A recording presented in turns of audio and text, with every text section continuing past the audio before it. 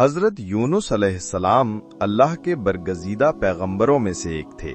آپ کا تعلق بنی اسرائیل سے تھا اور آپ کو قرآن پاک میں ذُمْنُون یعنی مچھلی والے کے لقب سے بھی یاد کیا گیا ہے۔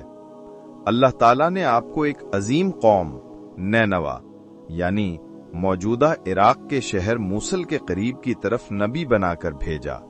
حضرت یونس علیہ السلام کی پیدائش بھی اسی علاقے میں ہوئی۔ آپ کا سلسلہ نسب حضرت یوسف علیہ السلام سے جا ملتا ہے اور آپ نیک، متقی اور اللہ تعالیٰ کے محبوب بندے تھے۔ حضرت یونس علیہ السلام نے اپنی قوم کو کئی سالوں تک اللہ کی وحدانیت اور نیکی کی طرف بلایا، شرک، بت پرستی اور گناہوں سے باز آنے کی تلقین کی، مگر قوم نے ان کی بات نہ مانی۔ وہ لوگ بڑے ضدی اور سرکش تھے۔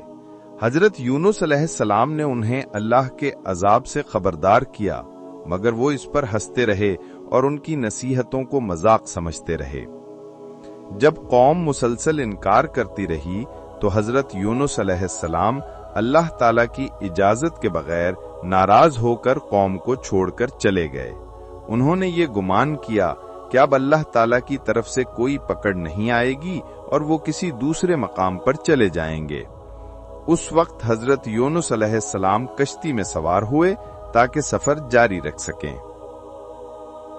جب حضرت یونس علیہ السلام کشتی میں سوار ہوئے، کچھ وقت بعد کشتی سمندر کے بیچ پہنچ گئی اور سخت طوفان نے اسے گھیر لیا۔ کشتی کے لوگ بہت پریشان ہو گئے۔ انہوں نے فیصلہ کیا کہ کسی ایک شخص کو کشتی سے باہر پھینک دیا جائے تاکہ بوجھ کم ہو اور کشتی بچ جائے۔ قرعہ اندازی کی گئی اور 3 مرتبہ قرعہ حضرت یونس علیہ السلام کے نام نکلا۔ چنانچہ حضرت یونس علیہ السلام کو سمندر میں ڈال دیا گیا۔ اللہ تعالیٰ کے حکم سے ایک بہت بڑی مچھلی، اور قرآن میں اس کو وَهُوَ الْحُوت کہا گیا ہے، آئی اور حضرت یونس علیہ السلام کو زندہ نگل گئی۔ مچھلی کے پیٹ میں حضرت یونس علیہ السلام زندہ رہے اور وہاں انہوں نے سخت ندامت کے ساتھ اللہ تعالیٰ سے معافی مانگی۔ ان کی مشہور دعا جو قرآن پاک میں بھی ذکر کی گئی ہے وہ یہ ہے: لا الہ الا انت سبحانک انی کنت من الظالمین۔ ترجمہ: تیرے سوا کوئی معبود نہیں، تو پاک ہے، بے شک میں ہی ظالموں میں سے تھا۔ یہ دعا حضرت یونس علیہ السلام نے دل سے کی اور اللہ تعالیٰ نے ان کی توبہ قبول فرمائی۔ اللہ تعالیٰ نے مچھلی کو حکم دیا کہ وہ حضرت یونس علیہ السلام کو ایک کھلے میدان میں اگل دے۔ حضرت یونس علیہ السلام مچھلی کے پیٹ سے نکلے تو وہ کمزور، بیمار اور لاغر ہو چکے تھے۔ اللہ تعالیٰ نے ان کے لیے ایک بیلدار درخت اگا دیا تاکہ وہ اس کے سائے میں آرام کریں اور صحت یاب ہوں۔ جب وہ مکمل تندرست ہو گئے تو اللہ تعالیٰ نے انہیں دوبارہ اپنی قوم کی طرف بھیجا۔ جب حضرت یونس علیہ السلام واپس آئے تو قوم کا حال تبدیل ہو چکا تھا۔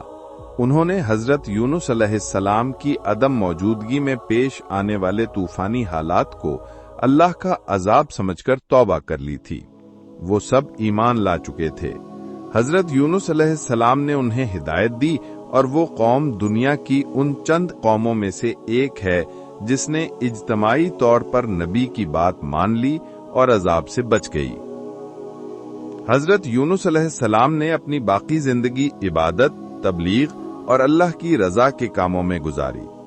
مختلف روایات کے مطابق آپ کی وفات اسی علاقے میں ہوئی جہاں آپ کی قوم رہتی تھی۔ بعض مورخین کے مطابق آپ کی قبر عراق یا فلسطین میں موجود ہے، تاہم صحیح مقام کا علم اللہ ہی کو ہے۔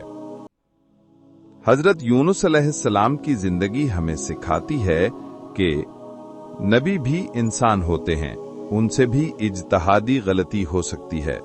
اللہ تعالیٰ کی رحمت بہت وسیع ہے، جو سچے دل سے توبہ کرے اللہ اسے معاف فرما دیتا ہے۔ دعا کی طاقت بہت زیادہ ہے، خاص طور پر دعائے یونس مصیبتوں میں بہت مجرب ہے۔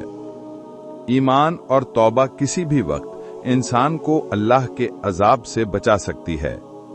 یہ مکمل واقعہ قرآن مجید کی مختلف سورتوں میں بیان ہوا ہے، جیسے کہ سورہ یونس، سورہ انبیاء، سورہ صافات اور سورہ قلم۔ حضرت یونس علیہ السلام کا واقعہ صبر، ندامت، توبہ اور اللہ پر توکل کا عظیم درس ہے۔ مزید ویڈیوز کے لیے ہمارے چینل کو سبسکرائب کریں اور ہماری ویڈیوز کو لائک کریں۔ آپ کا بہت بہت شکریہ۔